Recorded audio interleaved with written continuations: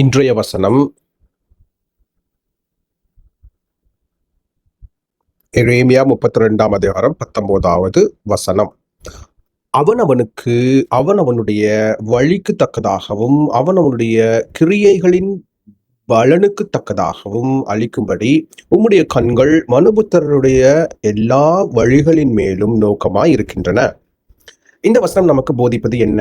கர்த்தராகிய இயேசு கிறிஸ்து நம் செயல்களையும், கிரியைகள் என்று சொன்னால் நாம் செய்யும் செயல்கள், அதாவது நம் செயல்களையும் நம் வழிகளையும், அதாவது கேட்டுக்கு செல்லும் வழி அகலமாயும் விஸ்தாரமாயும் இருக்கிறது என்று நாம் சுவிசேஷத்திலே வாசிக்கிறோம். அதை போல மீட்பின் பாதை, பரலோக ராஜ்யத்திற்கு செல்லும் வழி இடுக்கமும் நெருக்கமுமாய் இருக்கிறது.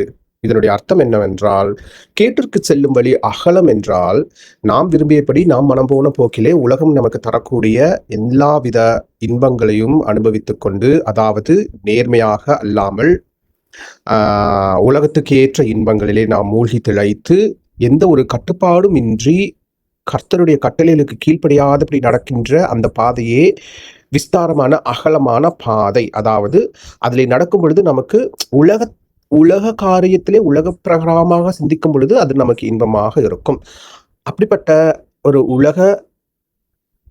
உலகத்தை விட்டு நம் கர்த்தருடைய பாதையிலே, அதாவது நம்முடைய சரீரத்தையும் ஆவி ஆத்மாவையும் ஒடுக்கி நாம் கர்த்தருடைய வசனங்களுக்கு கீழ்ப்படிந்து நீதியும் நேர்மையுமாக வாழ்ந்து இந்த உலகம் கொடுக்கக்கூடிய இன்பங்கள் எல்லாம், அதாவது இந்த உலகம் கொடுக்கக்கூடிய இன்பங்கள் என்ன? நமக்கு பணம், பொருள், வீடு, இவை எல்லாம் அழிந்து போகக்கூடிய ஒன்று. நம்முடைய சரீரமே அழிந்து போகக்கூடிய ஒன்று.